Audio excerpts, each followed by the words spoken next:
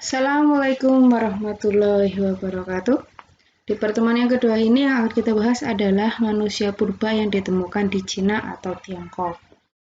Penelitian manusia purba di Tiongkok ini diawali dengan penemuan ribuan perkakas dari batu di area pegunungan di sebelah barat Beijing. Nah, para ahli menduga artefak tersebut digunakan oleh manusia purba jenis Homo erectus. Selain menemukan artefak batu dan perkakas, para ahli menemukan fosil kuda dan gajah.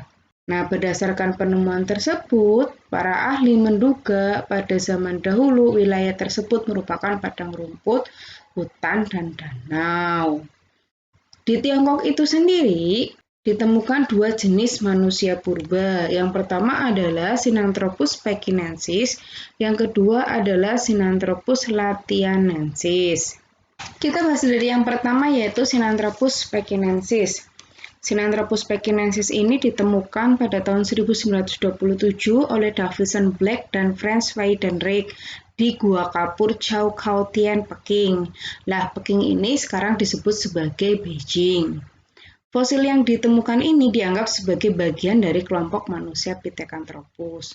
Oleh karena itu, Sinanthropus pekinensis juga disebut sebagai Pithecanthropus pekinensis. Sebenarnya, Davison Black pernah mempublikasikan penemuan Sinanthropus pekinensis ini dalam jurnal ilmiah Nature. Akan tetapi, penemuan tersebut tidak mendapat perhatian besar dari para ilmuwan. Nah, kemudian dia melakukan penelitian lagi pada tahun 1928. Hasil dari penelitiannya ini dia menemukan rahang bawah, beberapa gigi, dan fragmen tengkorak. Nah, penemuan inilah yang memancing ketertarikan para ahli paleoantropologi di Tiongkok. Salah satunya adalah Pai Wanzhong, yang kemudian dia juga melakukan penelitian di sekitar Gua Chao Khao Tien pada tahun 1929.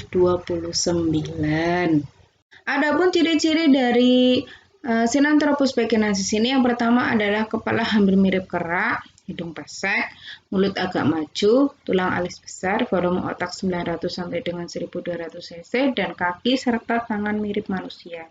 Yang menarik dari Sinanthropus, dia sudah menggunakan perkakas dan senjata yang terbuat dari tulang, serta sudah mulai mengenal pembuatan api. Berdasarkan hasil rekonstruksi, Sinanthropus pekinensis mampu berjalan dan berdiri tegak. Secara fisik, untuk Sinanthropus pekinensis ini dia berukuran kecil, tinggi laki-lakinya saja hanya 156, sedangkan perempuannya 140 cm. Yang sangat disayangkan adalah untuk Sinanthropus pekinensis ini dia mempunyai umur yang pendek karena rata-rata untuk jenis manusia purba ini meninggal sebelum usia 14 tahun. Jadi sangat amat jarang sekali yang mencapai usia 15 tahun. Sinanthropus pekinensis ini masih hidup di dalam gua-gua dan masih tergantung pada alam. Jadi mereka masih mengumpulkan makanan dan berburu binatang. Selanjutnya adalah Sinanthropus latianensis. Nah, Sinanthropus latianensis ini ditemukan di kota Latian, Tiongkok, bagian barat laut pada tahun 1963 oleh Wu Junkang. Nah, tetapi untuk fosil ini baru dipublikasikan 1 tahun kemudian, yaitu tahun 1964. Fragmen yang ditemukan pada saat itu adalah berupa mandibula atau tulang rahang. Namun, ekskavasi selanjutnya peneliti berhasil menemukan sebuah tengkorak dengan tulang hidung, rahang kanan, dan 3 gigi. Berdasarkan rekonstruksi pecahan fosil tersebut, Sinanthropus latianensis diperkirakan mempunyai volume otak 780 cc. Ukuran volume otak ini hampir sama dengan volume otak Homo erectus yang ditemukan di Indonesia.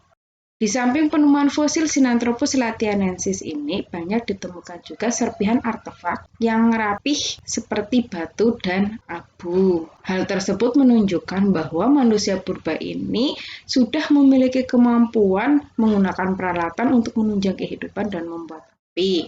Adapun ciri-cirinya, yang pertama adalah kening menonjol, orbit mata berbentuk persegi, pipi lebar serta menonjol, mulut agak menjorok ke depan, bentuk tengkorak pendek dan memanjang, dahi datar. Mempunyai gigi, rahang, serta tulang untuk mengunyah sudah mulai menyusut. Volume otak Sinanthropus tadi yang saya sebutkan di awal ya tadi, yaitu sekitar 780 cc. Lengan pendek, hal ini mengidentifikasikan bahwa kemampuan memanjatnya sudah berkurang ya. Terus berkaki panjang memungkinkan untuk berjalan di atas kedua kakinya, yang artinya dia berjalan selayaknya manusia. Ya, demikian penjelasan saya tentang manusia purba yang ada di Cina atau di Tiongkok. Wassalamualaikum warahmatullahi wabarakatuh.